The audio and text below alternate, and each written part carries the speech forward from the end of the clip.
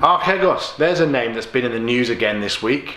And certainly, since it went down, it hasn't really been out of the news. A lot of embarrassment for banks, given the huge profits that some of the banks that didn't get themselves involved in this debacle made over the last quarter. The ones who did, Nomura, Credit Suisse and a few others, are looking at their navels, wondering how they're going to explain this to shareholders.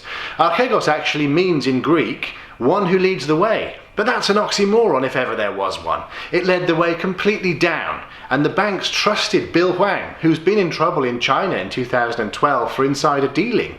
He was heralded by various different forums and news sources and so forth all across the United States as being one of the finest traders and one of the biggest hotshots in Wall Street. But it doesn't look so rosy now.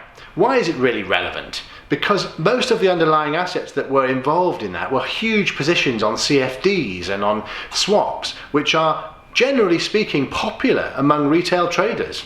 So the banks really let themselves down here. They've allowed a company like that with no credentials to take $7 billion worth of liquidity down, and now they're going to have to get the lawyers in because the shareholders are going to be very angry. So more money down the drain.